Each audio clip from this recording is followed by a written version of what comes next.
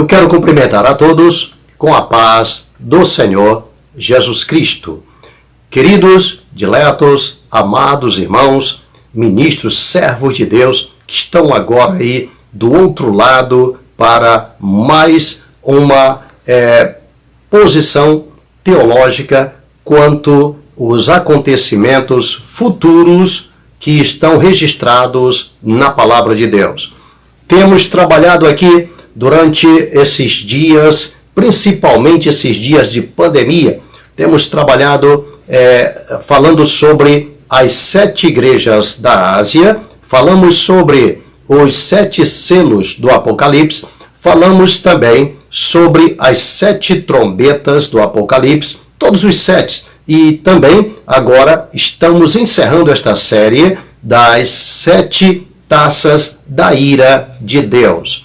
Falamos a última taça, a penúltima live, sobre a 6ª taça da ira de Deus. E hoje em especial, encerrando esta série, a 7ª taça da ira de Deus. Um assunto de muita relevância para nós nesses últimos dias. É de grande necessidade que nós possamos compreender o que Deus tem preparado para o seu povo, para a sua igreja, para o mundo.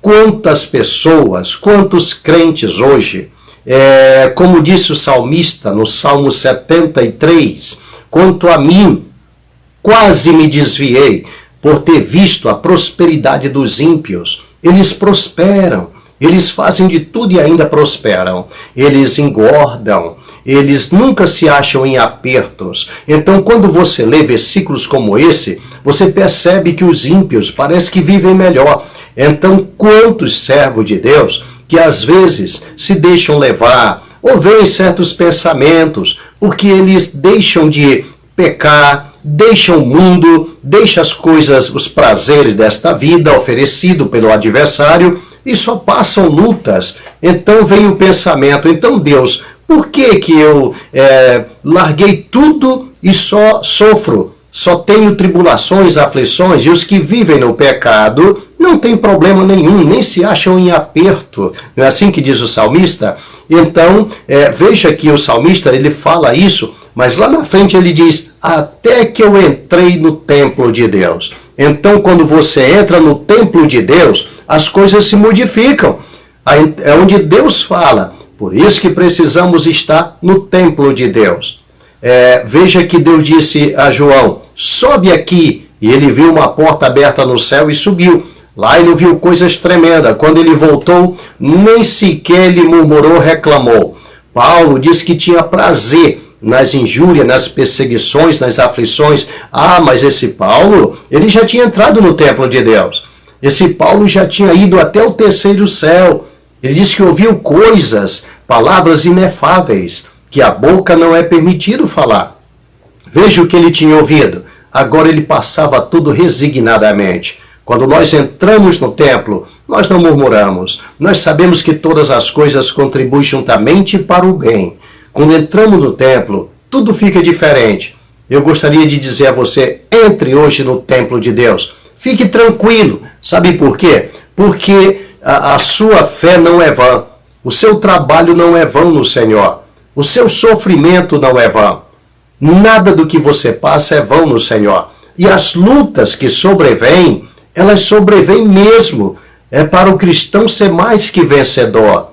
As lutas é para nós colecionarmos os diademas de vitória para aquele grande dia.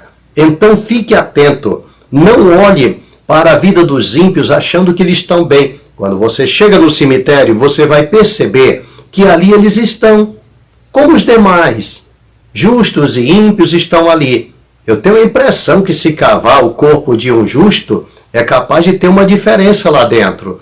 Agora do ímpio, ela está ali. Ali encerrou o orgulho, como diz a palavra de Deus em Eclesiastes. Ali encerra o ódio, ali encerra tudo. Ali encerra a altivez, ali encerra a soberba, ali acaba a inveja, ali acaba tudo. Ali não tem nenhum carro lá dentro, aquele carrão ostentante, uns confiam em carro, outros em cavalo. Ali não tem um sítio, não tem uma chácara, ali não tem um condomínio fechado, uma casa, um prédio imponente. Ali não tem mais nada. Avião, helicóptero, não tem mais ali. Ali só tem ele e mais ninguém.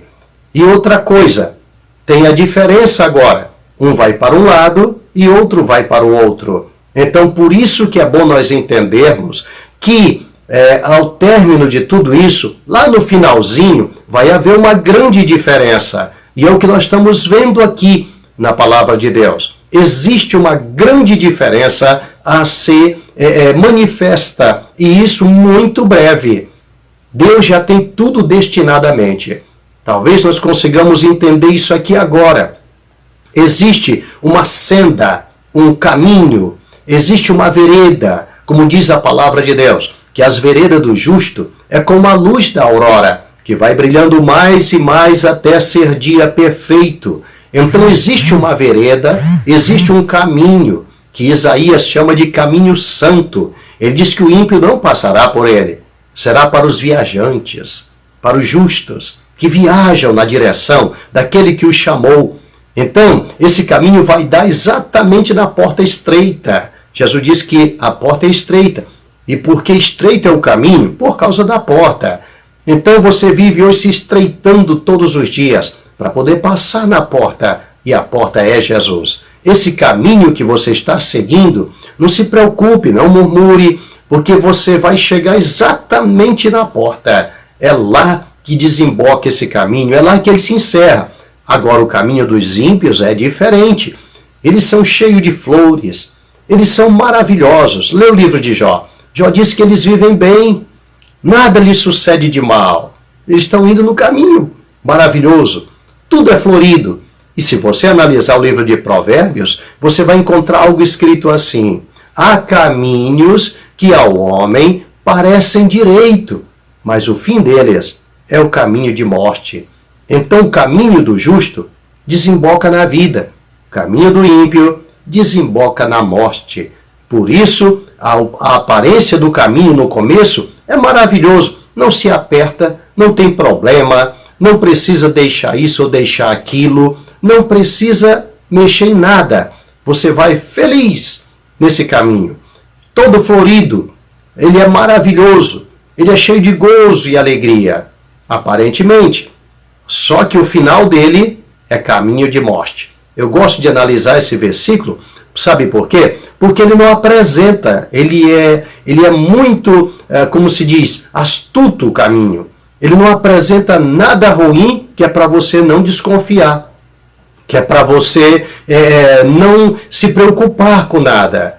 Então eu digo sempre a alguns crentes, se tudo está bem na tua vida, se não tem nenhum problema, toma cuidado, toma cuidado. Jesus também nos alertou disso. Ai de vós, quando todos os homens começarem a falar bem de vós, porque assim fizeram com vossos pais os falsos profetas que vieram antes de vós. Olha só que situação. Então, se tudo está tribulado na tua vida, pula de alegria e dá glória a Deus. Você está no caminho certo. Esse caminho não tem aparência de bom. É só o caminho que levam os ímpios para a morte, é que tem aparência de bom. O fim deles é onde vai se revelar. Aqui também nós vamos entender nessa última live desta série, que são as 7 taças da ira de Deus. Amém? Fique atento, dê uma olhada no trecho bíblico. A 7ª taça, ela se apresenta em Apocalipse capítulo 16 e o versículo de número 17, aonde está registrado assim. Vamos lá. E o 7º anjo derramou a sua taça no ar, e saiu grande voz do templo, do trono, dizendo: está feito. Pronto. Veja que é uma coisa tão simples, como se nada fosse modificar, como se nada fosse acontecer. E o que me chama a atenção nesse versículo é esta palavra: está feito. Você encontra esta palavra, semelhante com uma variante somente, na cruz. Quando Jesus dá aquele brado e diz, está consumado, Pai, em tuas mãos eu entrego o meu espírito. Veja que ele disse, consumado, está feito. Parece-me que nós estamos vendo aqui, ouvindo a mesma voz dizer, só que agora ela sai de onde? Do trono. E quem está no trono? Veja que os animais, os anciãos, eles adoram dizendo, bem-aventurado, não é? Glória, honra, aleluia, domínio, ação de graça, etc. Ao que está sentado sobre o trono e ao Cordeiro. Quem está no trono? O Pai e o Filho. Não tem mais ninguém ali no trono. Somente os dois. Então veja, pastor, e o Espírito Santo? O Espírito Santo está em todas aquelas criaturas. Está em nós, adorando. Deus não recebe adoração animal, não recebe adoração de homens. O próprio Jesus diz, eu não recebo glória de homens. Nós temos que adorá-lo em espírito e em verdade. Por isso nos enviou o Espírito Santo para adorá-lo em espírito. Então o Espírito em nós produz boas obras, produz fruto de adoração digno do Senhor. Senão, toda a nossa justiça são trapos de imundícia. Precisamos estar cheio do Espírito para poder Deus receber a nossa adoração. Entenderam? Essa é a diferença entre Caim e Abel. Um adorava pelo Espírito, o outro não. Um na direção do Espírito, coração limpo, o outro não. Então, uma adoração com o coração sujo, o Espírito não está ali. Bem-aventurados limpos de coração, porque eles verão a Deus. Vamos adorá-lo frente a frente, cara a cara, com o coração limpo. Então fique atento com o seu coração. Se você tem algo contra os seus irmãos, na sua igreja, onde quer que você esteja, tem algo contra seus irmãos, tome muito cuidado. Cuidado. Se você põe divisão entre os irmãos, ou alguém está pondo e você está no meio, ou coisa, saia. Não se meta nisso. Deus quer um coração limpo, pureza de coração. Viu? É onde você detecta quem não tem o Espírito de Deus. A Bíblia diz que os tais não têm o Espírito. É Judas quem registra isso na sua carta. A carta de Judas só tem um capítulo, leia ela. Você vai ver dizendo, os tais não têm o Espírito, eles causam divisão sensual. Então fuja, saia, tenha um coração limpo para que você possa adorar em espírito e em verdade. Amém? Então vamos entender melhor. Lá vai. E o sétimo anjo derramou a sua taça sobre o ar e saiu grande voz do trono que dizia, está dito, está feito, dizendo, encerrou. Vamos analisar então o que quer dizer isto, o que quer dizer se está feito. Veja que a Bíblia vem dizendo antecipadamente, então naquele dia se cumprirá o mistério de Deus. Isso é tremendo, isso é maravilhoso. Eu estou me segurando aqui para poder falar do assunto. É muito sério. E muitas vezes eu viro criança nesse momento. Sabe por quê? Quando eu analiso o potencial do poder de Deus, Davi virava criança exatamente por isso. Davi pulava, saltava, dançava, esquecia até que ele era rei. E saía pulando, saltando e dançando. O mesmo Davi diz, quando eu vejo teus céus, obra dos teus dedos, quem é o homem para que o visites? Quem é o filho do homem para que tu o estimes? Ele analisava o potencial do poder de Deus. Ele analisava o poder de grandeza de Deus. E é exatamente o que essa taça demonstra. Pode ver que ela, quando fala aqui, só diz isso, está feito. Aí é que você vai ver o efeito dessa taça. Ele é tão grande, que ele vai encerrar aqui, nesse momento, toda a autoridade dos dias desta aliança, de todas as demais alianças. Ela vai fechar aqui, a partir desse momento, todos os efeitos da história, para que se comece uma nova história, um novo tempo, uma nova dispensação. Ela encerra em si, a partir desse momento, todos os capítulos dessa história e dessa dispensação. Por isso eu venho dizendo, crente, cuidado. Se o arrebatamento for hoje, então hoje é o dia do Senhor. Hoje é o último dia. estejamos prontos. Se o arrebatamento for agora, agora é o último dia. Nunca mais a terra será a mesma. Nunca mais o mundo será o mesmo. Tudo vai se modificar em cima da terra. Tudo vai se modificar na sociedade. Tudo vai se modificar nesse mundo. E as pessoas estão dormindo e não estão prestando atenção. Analise agora você. Está feito. Onde foi derramado essa taça? No ar. E o que é esse tal desse ar? A Bíblia fala que é esse aí onde está o reino de Satanás. É as potestades do ar. É aí onde Deus vai fazer o encerramento total. Esse reino será desfeito de uma vez por todas. Agora vai começar o reino dos céus.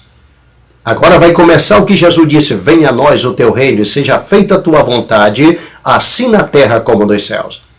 Isso vai mexer com o ar. Mas você nunca vai conseguir entender isso se o Espírito Santo não te revelar. Eu tenho certeza que você lê, mas jogou no ar. Veja que uma das taças vem na terra, a outra vem no mar, a outra no rio e na fonte das águas. A outra agora já vai atingir outras áreas, o sol. Meu Deus, mas o que quer dizer isso? As outras vão começar a atingir o quê? Cada uma em pontos específicos. Outra vai para o trono da besta. Mas agora vem uma, como se dissesse, esta é a taça final. Esta é a última. Essa é a última.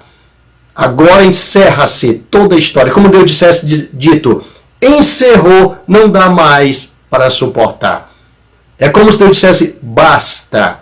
Esta é a palavra final de Deus para esta dispensação. Encerra-se tudo de uma vez só. No ar.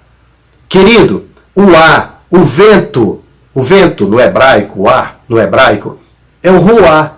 Ruá, também no hebraico, é espírito. Analise bem. Ruá é o ar. É também espírito. A mesma palavra. Porque o espírito é como se fosse algo intangível. Assim o ar também é intangível. E aonde está esse reino? E aonde Deus vai atingir agora o intangível pelo homem. É onde Deus vai aniquilar esses reinos de uma vez por toda. Só que esse efeito, ele vai cair de vez sobre tudo que é terra, sobre tudo o que é material, sobre tudo que é físico. Não tenho outra linguagem e eu tenho certeza que Deus também viu a dificuldade para o homem entender isso que eu estou dizendo agora, isso que ele disse na sua palavra. Então Deus permitiu a ciência, a evolução, para que o homem viesse entender o que significa o desfecho que ele tem a fazer na terra. Ele vem dizendo, desde Deuteronômio, para Moisés e os demais, falando na boca de Moisés, dizendo que um fogo arderia na ira dele, que atingiria até o fundamento dos montes, até o inferno. Takabashi Bandaramai. Ele vinha preparando o homem para o que está para vir, que o homem não está preparado. O dia a dia tem feito o homem olhar para as coisas visíveis e não conseguem ver as invisíveis. Eu tomara que Deus me dê condição de falar isso para você, para que você se prepare, escape do que está para vir. Deus usa então a permissão de que a ciência consiga evoluir, como ele falou através do profeta Daniel, dizendo: a ciência se multiplicará, a ponto do homem conseguir compreender o que ele vai fazer. Então eu vou lançar mão também da ciência, para você entender. Queridos, estamos completando exatamente 75 anos de uma explosão atômica que aconteceu em Hiroshima e Nagasaki. 2 lugares no Japão. Em 1945, ali aconteceram fatos que o homem precisa analisar para entender o que Deus vai fazer. Queridos, um avião chamado Enola Gay, usado por um capitão, um coronel, foi levar um artefato que media por cerca de 3 metros por 71 centímetros. Esse artefato era chamado, como eles batizaram, de Little Boy. Era uma bomba atômica. E esse avião levava esse artefato. No dia 6 de agosto de 1945, ele começou a sobrevoar o local. E ali ele soltou, descarregou, porque ela pesava cerca de 4 toneladas, 4.400 quilos. Ela tinha um potencial de 65 quilotons. Não era muito pesada, não. Ela, para o tamanho de hoje, ela era leve. Eu estou falando do peso-massa dela. Muito leve. Era uma mixaria. Era uma coisa simples. Mas ela foi solta em cima daquela cidade. Em cima daquela cidade. Perto de uma ponte chamada Aioi. Era uma ponte japonesa que estava ali. Só que esse perto que eu falo significava uma altura de 580 metros de altura. Foi o local aonde ela explodiu.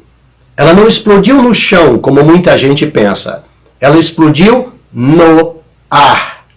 Essa taça da ira de Deus será explodida no ar. Será que você consegue me entender agora? Essa taça será derramada no ar.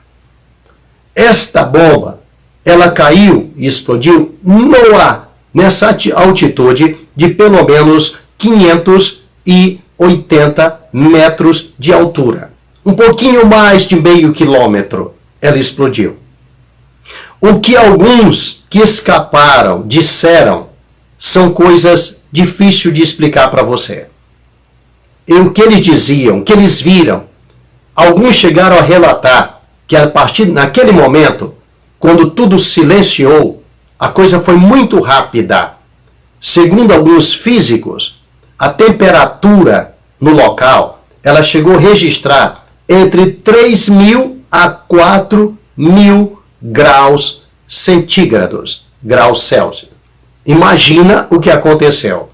3.000 a 4.000 graus. Quando você passa uma temperatura, como nós estamos aqui, quase 40 graus, a gente só falta correr louco.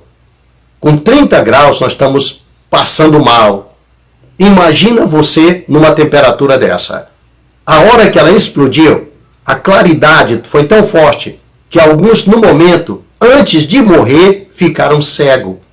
Perderam retina, perderam tudo. Relata-se que algumas pessoas, os olhos vieram para fora da órbita. Alguns, em seguida, viam suas carnes sendo descarnadas. Sabe? Seus corpos, seus braços, suas mãos sendo descarnadas, caindo a carne. Os cabelos virando fumaça, pó e voando imediatamente. Isso a uma certa distância que eu estou falando. Não foi no local. No local, imediatamente, os ferros da ponte começaram a se contorcer e derreteram-se. Queridos, paredes se dissolviam e viravam nada. Pessoas no local embaixo, no local, desapareceram literalmente. Derreteram. Isso aqui foi o efeito de uma bomba atômica pequena, usada pela primeira vez. Eu digo usada sim pela primeira vez numa guerra, porque eles haviam feito testes nucleares. Inclusive, a Rússia fez um último teste, liberaram só agora o vídeo, faz um pouquinho de tempo que eles liberaram, de uma bomba chamada Kizar, onde eles fizeram um teste no arquipélago deles, lá na Rússia, que cerca de 30 quilômetros de distância foi visto o clarão dela. Imagina o que aconteceu. Eles acabaram com uma vila que tinha nessa ilha. Foi um teste que eles fizeram. Agora, você imagina o que vai acontecer, porque Deus vai mostrar à humanidade que ele não tem um pequeno poder de uma bomba atômica. Você consegue me entender? Que o poder de Deus não vai se comparar a uma bomba atômica. Queridos, distante dali, de Hiroshima, do local onde a bomba explodiu, os cavalos, os animais, vacas, corriam nas ruas dos povoados próximos. Eles corriam enlouquecidos e caíram, morreram. O efeito dessa bomba foi solto, uma ali, 3 dias depois, dia 9 de agosto, outra caiu, uma em Hiroshima, outra em Nagasaki. Acredita-se que as duas juntas, elas mataram cerca de 200 a 246 mil pessoas. Imagina, isso eles estimam, dentre o momento em que ela foi lançada até 4 meses depois. Já havia morrido tudo isso. Porque os efeitos vieram também em seguida. Muita gente morreu depois. As sequelas que ficaram ali, eles não conseguiram escapar delas. A radiação foi muito forte, ela continuou. Aquilo subiu mais de 15 quilômetros de altura, a fumaça dela. E aonde ela ia levando o que estava pela frente. Nunca mais essas duas cidades foram a mesma depois de todos estes anos. Muito bem, elas foram explodidas no ar, não foi no chão. Deus vai trabalhar nessa última taça com o ar e não o chão. E o que vai acontecer não será de 3.000 a 4.000 graus. Não, vai ser muito maior. O efeito não será coisa pequena. Ele diz que na batalha de Gog e Magog, ele diz que naquele dia tremerá diante da face dele. Não são cavalos nem bois como corriam pelas ruas dos povoados que escaparam em Hiroshima. Ele diz naquele dia, se tudo que se roja sobre a terra vai tremer diante dele. É o que ele diz. Porque ele vai acabar com os montes e os precipícios. Aqui, nessa taça, dá para você entender o efeito que virá mundial. Querido, ela vai explodir no ar. E não vai ser uma coisa local como aconteceu em Hiroshima e Nagasaki. Ela será mundial. Ela vai atingir o ar que está em volta da Terra. A separação que você vai ler lá atrás no livro de Gênesis, quando Deus separou as águas de cima e a de baixo e criou o firmamento.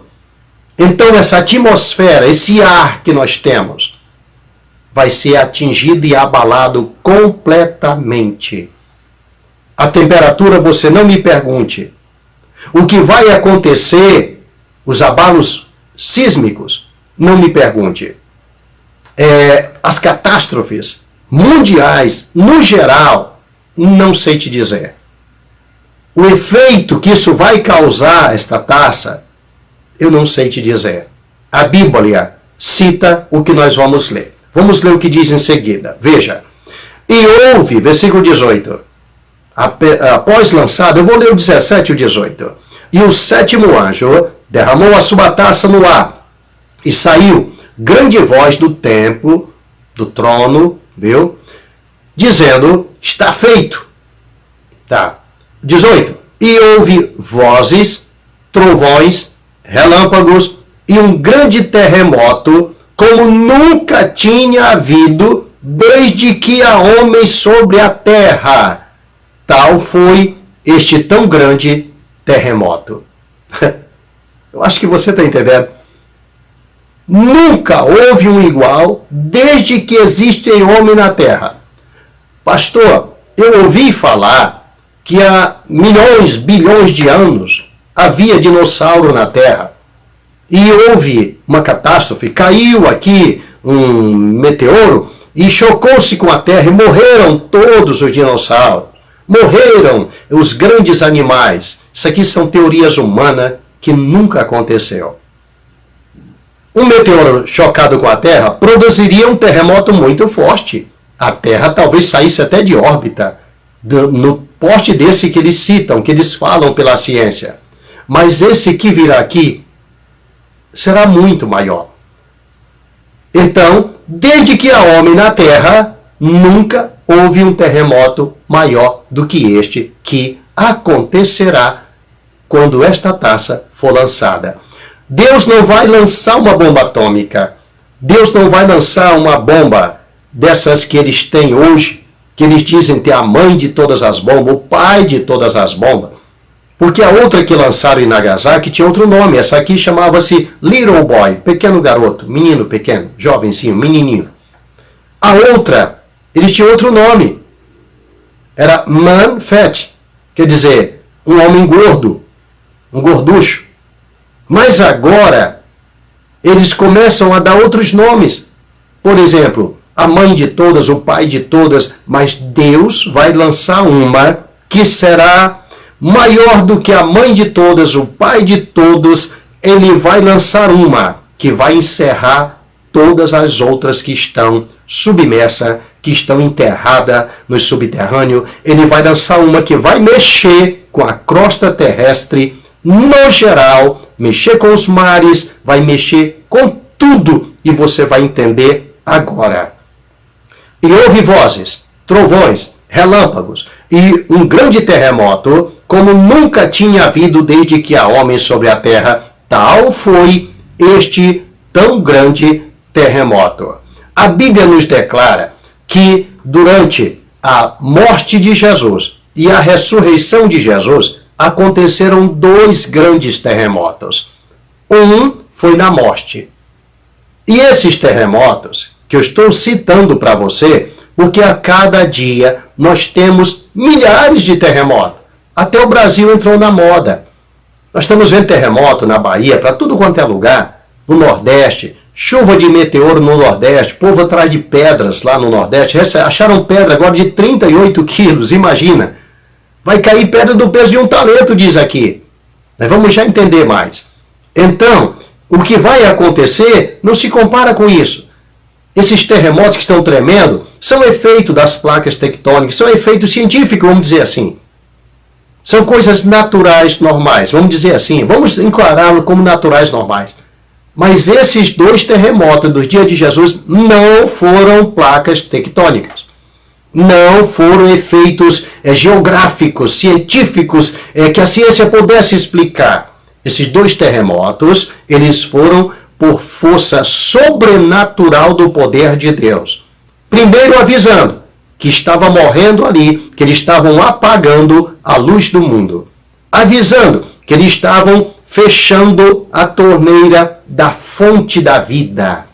Que eles estavam ali encerrando, matando o pão vivo que desce do céu.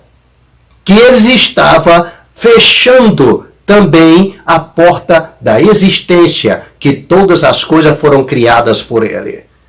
Ali era um aviso de Deus para o homem. Mas ao terceiro dia, Deus manda um outro terremoto. Um anjo desce do céu, pega aquela pedra, tira. Era preciso pessoas para rolar aquela pedra. O anjo veio sozinho, tira a pedra. Parece que em vez de ele pegar com a mão, colocar num lugar, e dizendo que ele sentou-se em cima, como dissesse, quem manda aqui somos nós. Aí assentou-se em cima da pedra. É o que diz a Bíblia. E o que acontece em seguida? Um grande terremoto. Como se dissesse, a fonte vai começar a jorrar novamente. O pão vai começar a viver novamente e alimentar. Abre a torneira, porque a vida agora vem vida e vida com abundância. Vai começar a fonte da existência, vai trabalhar novamente. E a partir daí, começa a inauguração da igreja. Jesus sopra sobre o discípulo e diz, recebei o Espírito Santo. Ninguém tinha o Espírito Santo até então. Permanentemente não. Só após a volta dele do sepulcro. Dois grandes terremotos anunciando um novo tempo, uma nova história. Muito bem. O primeiro dizendo que eles haviam matado. E quando morre o cordeiro, morre também os nossos pecados. Ele morreu pelos nossos pecados. Ele morreu levando sobre si as nossas dores. Estava feito, é o que ele diz na cruz. Quando ele diz isso, tremeu o chão, tremeu tudo. As pedras se rachavam embaixo da cruz, diz a palavra do Senhor. Os sepulcros se abriram. Então, analisa. Tá? Esse outro terremoto foi avisando que ele estava voltando. Como se estou chegando. E agora nós vemos aqui um outro. Mas a Bíblia registra muito um outro terremoto. E veja que Deus sempre usava. E fugireis, ele usa assim, o profeta Zacarias. Como fugiste do terremoto nos dias de Uzias. É citado esse terremoto na Bíblia. Mas que terremoto é esse? Que tipo de terremoto foi esse? Flávio Joséfo, o historiador judeu, ele faz questão de citar esse terremoto. É muito engraçado. Porque houveram tantos terremotos no passado que a Bíblia mesmo registra. Mas esse aqui, ele é especial. Porque também não foi um terremoto com explicação científica. Placas tectônicas como sempre. Ajuste de placas, etc. Ajuste submerso. Não. Esse aqui foi o poder de Deus também. Ele foi sobrenatural. Flávio diz que naqueles dias, Uzias foi oferecer sacrifício no templo, aonde não lhe era justo, não lhe era permitido. E ele foi. O sumo sacerdote chega e o repreende, e diz que ele não podia fazer aquilo, não era lícito a ele. Ele era rei, ele era ungido também, mas para uma outra área. E ele entrou no templo e foi oferecer. Naquele momento, houve um grande terremoto que rachou partes daquele local. Dizem historiadores que ali houve um raio que veio na direção do templo e naquele mesmo lugar atingiu e rachou também o local e atingiu Uzias. Naquele lugar, naquele momento, apareceu a lepra na testa dele. Ele saiu dali leproso. Muito bem, foi uma intervenção divina. E o terremoto registrou essa intervenção. Então, esses terremotos não são comuns. Eles são produzidos pelo poder de Deus. Esses que eu estou me referindo, eu estou falando dos que estão dando todos os dias milhares. Estou falando desses 3 em apreço. Então, o que quer dizer isso? Houve algo avisando e modificando algo. Mas o que é isso? Profético, é tanto que Deus costuma falar desse terremoto depois, como se fosse uma coisa estupenda. E realmente ele o era. Porque ele está mostrando o que estava acontecendo. Pastor, por que o senhor disse profético? Já vou lhe explicar rapidamente. Uzias ali simbolizava alguém que estava reinando, alguém que era ungido, e entrava agora no templo para oferecer o que não lhe era lícito fazer. E agora Deus intervém e o fere com lepra e o julga a causa. Não esqueça que a Bíblia diz que o anticristo vai entrar no templo de Deus querendo parecer Deus. E agora vem o julgamento. Agora vem o acerto de contas. Agora o anticristo não vai fazer mais isso. Não esqueça que Satanás era um querubim ungido. Ele estava conduzindo toda aquela situação. Agora toda a situação é desfeita. Deus aniquila esse reino para sempre. Deus desfaz aquilo ali. Uzias não podia ser enterrado em templos ou túmulos de ungidos, de reis, porque ele estava leproso. Ele era imundo. Deus agora aniquila o seu reinado. Assim também, esse terremoto está aniquilando tudo que é reinado das trevas, de uma vez por todas. Vamos trabalhar no efeito dele agora, para nós entendermos o efeito dele, para termos uma noção. Veja o que diz a palavra de Deus. E a grande cidade, versículo 19, um terremoto como nunca houve, e a grande cidade fendeu-se, rachou-se em 3 partes. Você quer saber a altura dos rachos? Você quer saber o tamanho? Lembre-se que naqueles dias, nos dias de Moisés, quando a terra rachou, desceram vivo ao sepulcro estes homens, Coré, Datã e Abirão, juntamente com seus 250 que estavam ali, desceram vivos. Alguns chegam a dizer, e eu acredito, e assino embaixo, que eles desceram vivos ao inferno. E desceram até o inferno é embaixo da terra, pode ter certeza. Desceram vivos. Agora, o que será que vai acontecer aqui? Olha o que narra. A cidade fendeu-se em 3 partes.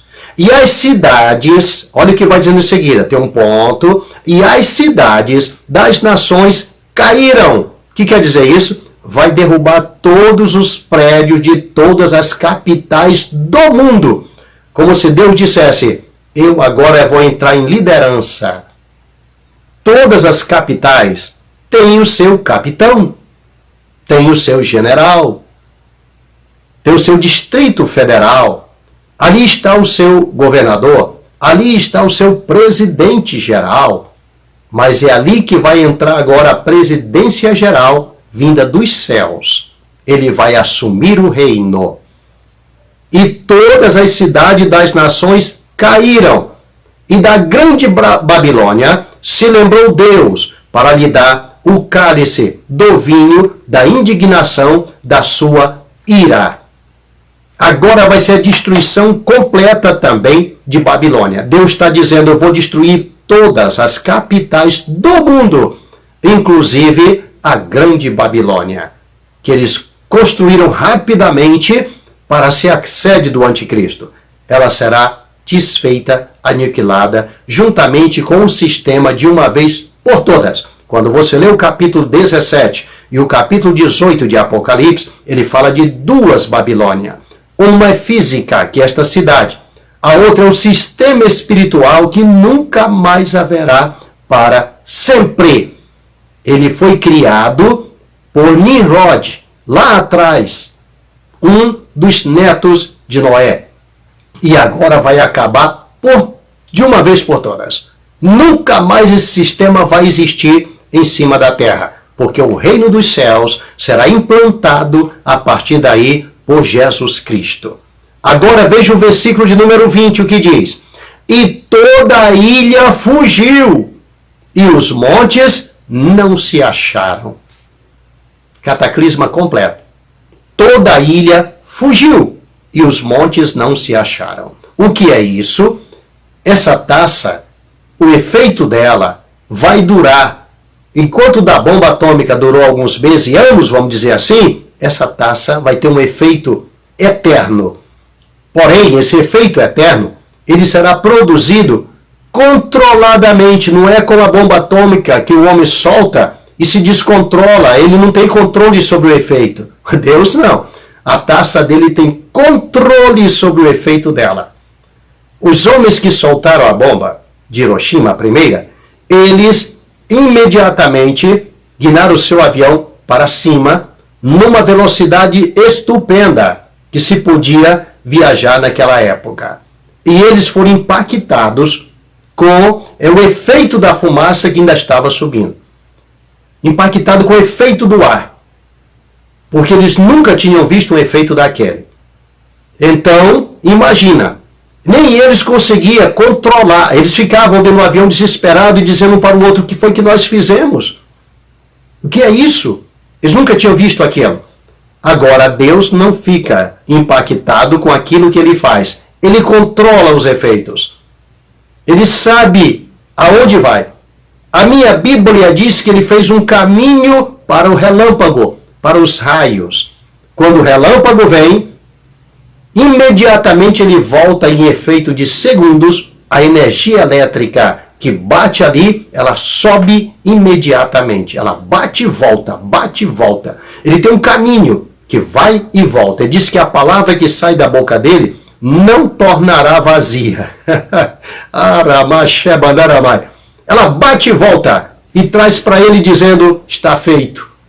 Ela bate e volta. Jesus bateu nessa terra, voltou e disse, está feito, papai. Em tuas mãos entrego o meu espírito. Queridos, ele tem controle total sobre toda a criação. Mas vamos analisar este pequeno versículo que diz, e toda a ilha fugiu, e os montes não se acharam. Olha o controle dele. O cataclisma vai ser tão forte que as ilhas, Japão, Inglaterra, tudo isso aí vai desaparecer completamente. Não haverá ilhas. Elas serão todas submersas. Elas desaparecerão. Está escrito, é a sua Bíblia, está aí. Se o arrebatamento for hoje, isso aqui vai durar 7 anos somente. Não haverá ilhas. O que você está se matando, crente? Preocupado com essas campanhas de ficar rico, para quê? Diga para mim, você vai construir bangalôs, vai construir tanta coisa, vai se prender a tanta coisa material, diga para mim, para quê? Compre casas numa ilha, elas vão fugir. Essas ilhas que você está vendo em forma de palmeiras, aquilo ali não é produzida por Deus. E aquilo não glorifica a Deus. Saiba que elas vão desaparecer. Aquelas lindas ilhas, aquelas lindas palmas que você vê no Oriente Médio, nunca se construiu tantas à base de areia. Imagina, ele vai dizer, basta. Elas vão desaparecer. Onde tiver uma ilha, Fernando de Noronha não vai ter. A nossa ilha, tão famosa, ela não haverá. São Vicente, não haverá. Toda a ilha fugiu, diz aqui a tua Bíblia, minha Bíblia, nossa Bíblia. Não haverá mais ilha. Tecabaxé, Bandaramai. E os montes não se acharam. Vão procurar uma montanha e não tem. Ele vai nivelar a terra. O que é torto vai se arrumar. E o que é batido, porque o Senhor está vindo. Era a mensagem de Isaías, que foi pregada também por João, e que é pregada hoje pela igreja. Endireitai as veredas do Senhor, porque Ele está vindo aí. E o que é torto vai ter que se arrumar, e o que é elevado vai ter que se abater, porque o Senhor está vindo. Ele é o Senhor. É como se alguém passasse e todos se abaixassem. Eram as normas dos reis no passado. Quando o rei passava, todos tinham que se ajoelhar. Quando José recebeu o anel da mão de Faraó e colocou na mão dele, o próprio Faraó disse, abaixem-se todos. Todos se ajoelhavam porque o José ia passar. Agora, o José que foi rejeitado pelos seus irmãos está voltando. E esse mesmo José vai passar por essa terra. E todos vão ter que se abaixar. Montes vão se abaixar, ilhas vão desaparecer, tudo que é imponente vai ter que se arrumar, porque o Zezinho vai passar. Bendito seja o nome do Senhor. Ele vai chegar e vai colocar em ordem o que está desordenado. Ele vai reinar 1000 anos sobre esta terra. Queridos, se você não está preparado, é bom que se preparem, porque ficar aqui para esses acontecimentos, eu não vou aconselhar que você fique. Jesus nunca aconselhou isso, pelo contrário, ele disse, estai apercebido, porque não sabeis a que hora há de vir o Filho do Homem. Ele virá como ladrão, ele virá numa hora que ninguém espera. Ele está voltando. Não haverá tempo após a sua volta para nós arrumarmos nossas vidas. Tanto o crente esperando que vai ser santificado quando chegar lá em cima. Não é lá em cima, não. Lá em cima é corpo glorificado apenas. Lá em cima só vai manifestar quem ele era aqui embaixo. Não é lá em cima que nós vamos nos converter. Só vai para lá quem já está convertido, meu querido. Só vai para lá quem está preparado, meu querido. Só vai para lá quem anda em retidão na presença dele hoje. Quanta gente hoje andando de qualquer jeito dentro da igreja, brincando, causando divisões, causando problemas, querendo ser altivo, querendo ser tão grande, e não sabe que ele está usurpando o lugar de Deus. Não sabe que ele está querendo ser adorado no lugar de Deus. Isso não é justo.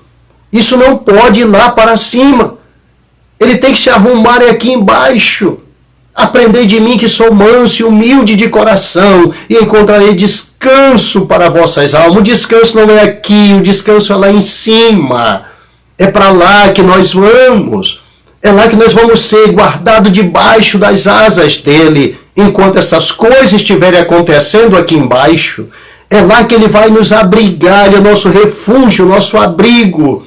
Teremaxé, Bandaramai. Abrigo, refúgio, quer dizer isso, meu amigo.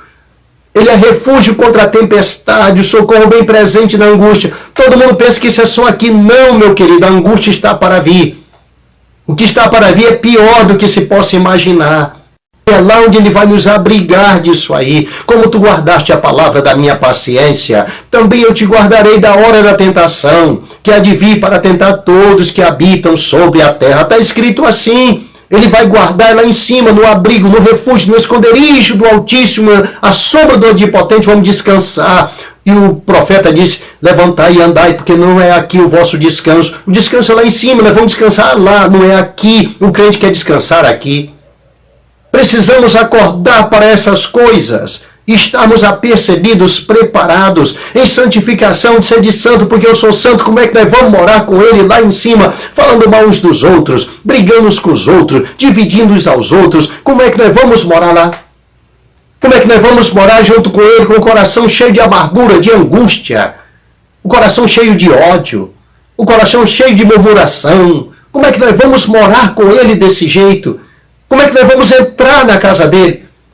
Imagine você com uma chuva, uma pessoa chegar na tua casa, querendo se abrigar. Digamos que seja o dilúvio e a tua casa é segura. Digamos que você estivesse na arca de Noé, tá bom? E está tendo um grande dilúvio. E as pessoas estão chegando e querem entrar na sua casa. E Deus disse, olha, só pode entrar aí quem for santo dessa arca. E você diz, tá bem, Deus. E de repente, alguém bate na porta. E você vai abrir. E quando você abre na porta da arca, para abrigar a pessoa vem com uma quantidade de animais mortos em putrefação, soltando bicho para todo lado, uma coisa mal cheirosa, para entrar dentro da arca para ficar com você. E agora? Que constrangimento, que dificuldade para você abrir essa porta, para pôr essa pessoa lá dentro. E a pessoa diz, eu não posso deixar isso aqui, isso faz parte da minha vida. Esses animais em putrefação, esse mau cheiro faz parte da minha vida e eu quero entrar para ficar com você. Eu sei que Deus está aí com você.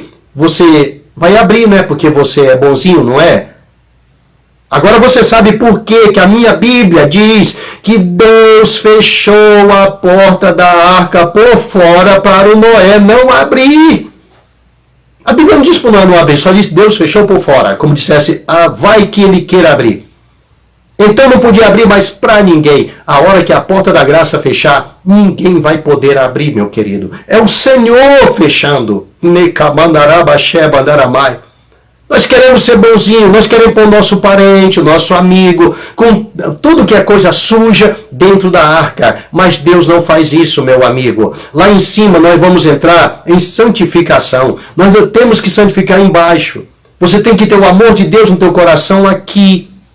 Você não pode pregar uma coisa e viver outra. Você não pode pregar um amor e viver outra coisa. Nós temos que pregar e viver o que pregamos. É assim que nós vamos entrar lá. É assim que nós vamos conseguir entrar no tabernáculo dele. É assim que nós vamos poder entrar na morada dele, como diz o Salmo de número 15, aquele que fala verazmente segundo o seu coração.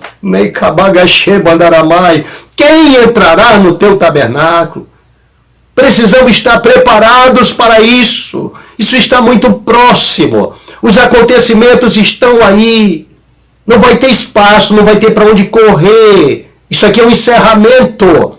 Isso aqui é o ponto final. Acabou. Quando ele fala que está feito, ele está dizendo acabou.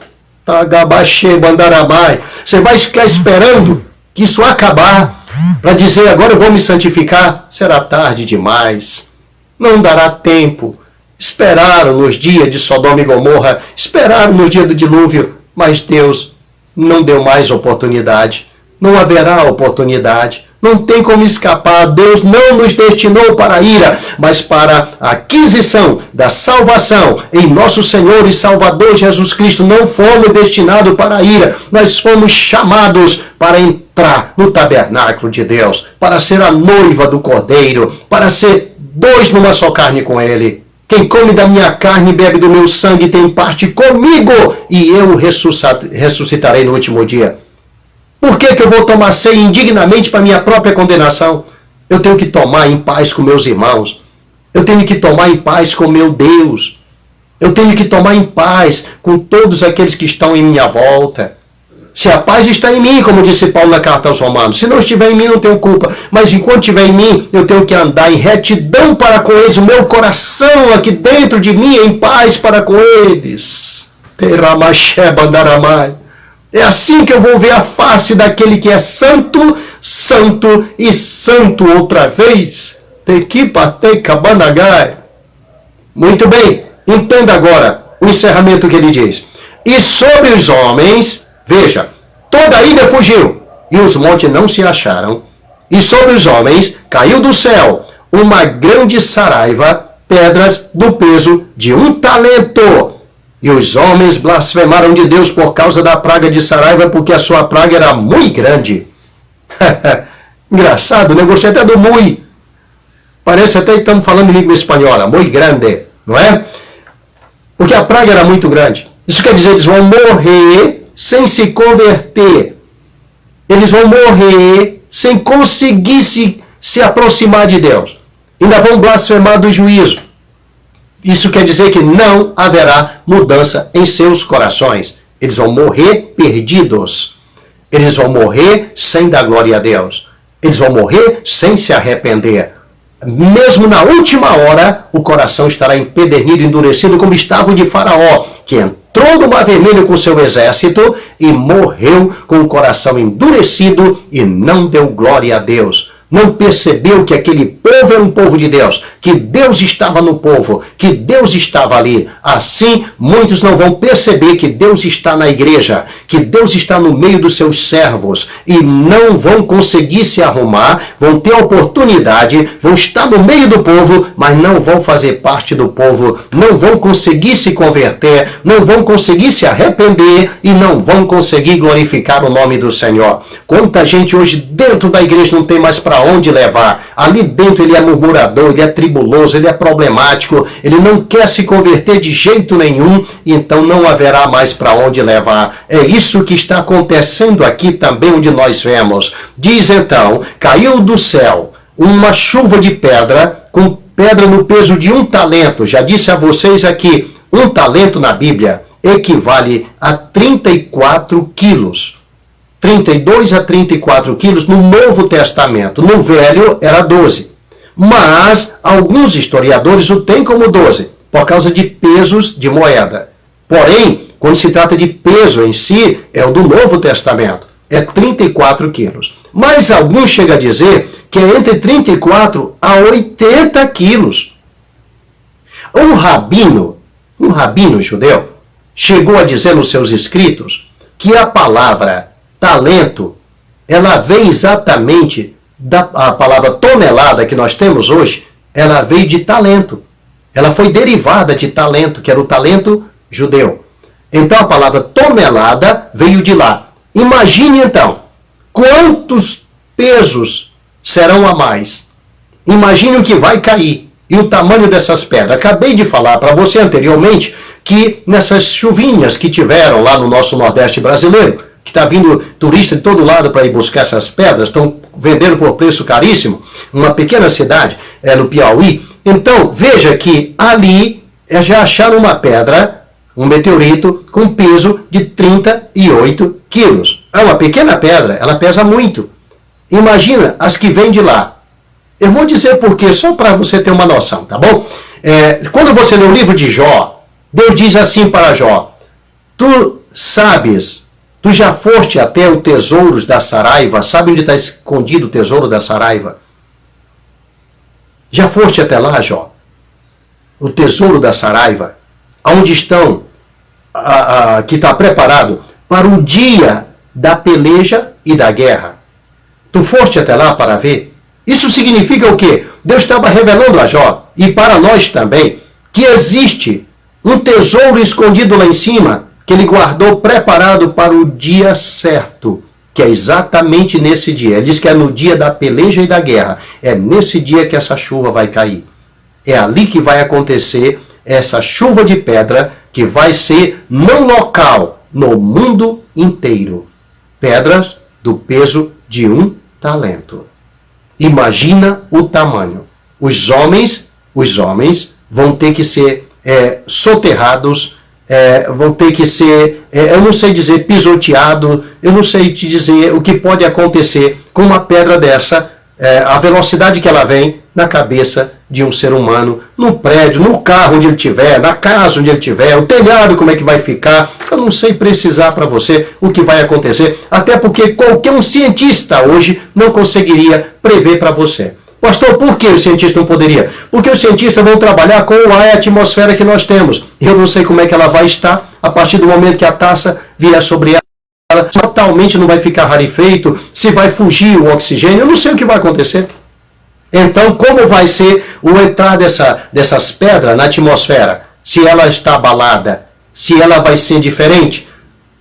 Talvez não haja oxigênio, não sei o que vai acontecer. Se a velocidade não será multiplicada muitas vezes mais, com que peso ela vai chegar? Então é isso que eu quero que você guarde no seu coração. Esteja preparado para a vinda do Senhor, porque Ele virá. Essas taças cairão, as trombetas soarão, os selos se abrirão e o Cordeiro será proclamado rei sobre esta terra. Como disse o profeta, naquele dia, um será o Senhor e um será o seu nome. Quer dizer, não haverá um número 1 nunca mais a partir daí, porque o reino desse mundo será entregue nas mãos do Cordeiro. E ele entregará esse reino nas mãos do Pai. E nós seremos um em Cristo e Cristo um no Pai. A unidade do capítulo 7 de João, que ele orou ao Pai, que ele desejou tê-la, se cumprirá a partir daí.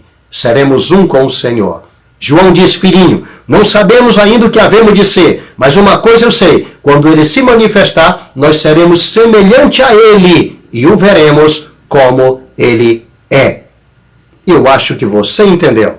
Então, se Deus quiser, teremos novas lives pela frente e com outros assuntos importantíssimos. Se prepare, estamos encerrando essa aqui e, se Deus quiser, na próxima quarta-feira estaremos aí com coisa nova, tá bom? Deus te abençoe em nome de Jesus.